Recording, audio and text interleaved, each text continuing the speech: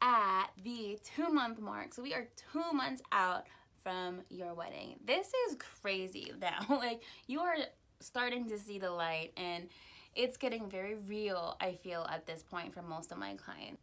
Farther back, you're kind of like, yeah, there's so much time. Now you're like, oh my God, we're like 8 weeks out. This is kind of bananas. At the 2-month mark, you want to go ahead and finalize that room block. So call the hotel or email your hotel contact and just finalize that number of rooms that you have. You bump it up if you see that you're getting close to the end of your room block, or kind of negotiate down if you feel that you're not going to reserve enough rooms for your room block. So as long as you have the rooms that you need for your guests, you know, that's really important. So you want to make sure that your room block is nice and confirmed, so that the place that your guests are, while they're booking at this point, have a place to book to and also have a place to go to when they arrive for your wedding. You want to develop your timeline for the day. So you're not going to have it like set in stone at this point, but you kind of want to start having the big pieces put into place. We do this all the time. I love building timelines for my clients. I'm a little OCD when it comes to mine, so I add a lot of minor details to my timelines, but I feel like that really helps me. For you, do what feels right for you. If you're going to be doing the timeline and managing it yourself, not my favorite thing, but sometimes you gotta do what you gotta do. Just make sure that you can do everything in about 30-minute time blocks. You don't want to have to stress too much down to the minute, because that's just not fair. You want to enjoy your wedding. Have somebody else, like a trusted cousin, a best friend, a really OCD auntie, then, you know, have them do a timeline down to the 15 minutes, and I feel like that's also really realistic for most people. And your timeline should really include the logistics for the entire day. So from start to finish, what you're doing when you wake up and what you're doing when you are about to go to bed, have all that listed, and it should make your life a lot easier. Having everything kind of set down in a plan just kind of gives you a little bit less anxiety and helps your vendors visualize your day. At the 2-month mark, you probably should have your bachelorette party and your shower. So maybe your shower can be a little bit further back, but your bachelorette party should kind of happen at the latest at the 2-month mark. This is probably the best time to do it, because you're all like already kind of just like excited about the wedding, because it's coming up so soon.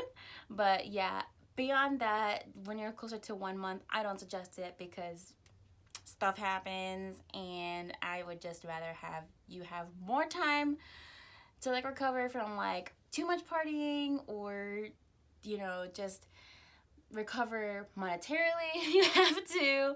But just getting the bachelorette party out of the way at this point is just so much easier, because now after that you can just focus strictly on your wedding and everything that has to be done for the next 8 weeks. You want to schedule check-ins with your vendors. So at this point, you want to just do like your confirmed check-in.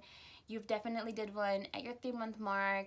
At this point, you have a little bit more details. Just share the details. It's better to over communicate with your vendors than to under communicate, I would say. So at this point, you just want to do another check-in with your vendors. I'm sure they would appreciate it. I always appreciate it, and so I suggest it.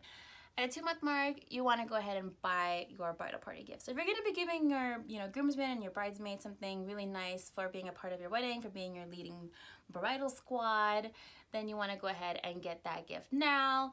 I mean, because then it gives you time to personalize it if you want to, or if if you're going to go all out and go like bougie, then you have some time to go ahead and like get the really nice gift that you want, and not have to rush for it.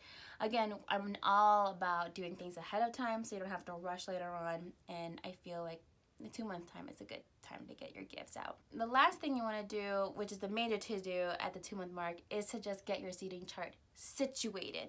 It's not going to be super perfect confirmed, because your RSVPs are not officially all in yet, but you want to go ahead and kind of start placing people in a seating chart just overall. A couple of the people who are definitely going to be like your immediate family, and like people who've definitely RSVP'd or told you that they're going to RSVP, stuff like that. So you want to have that seating chart pretty much sorted out. If you want to have it on a spreadsheet, I feel like that helps. If you want to and you need to do it visually, draw it out, map it out, get like a big poster board and lots of sticky notes. That's kind of like the crazy old school way. If you have an iPad, you can also just like draw on it and have it in your notes on your iPad if you want. Whatever works for you is just the best way to do it. But you want to start looking at your seating chart at this point, just so that you can have, just so you can plug people in later on as they are RSVPing. So yeah, you guys, that concludes all of the major to-dos that we suggest to do when you're 2 months away from your wedding.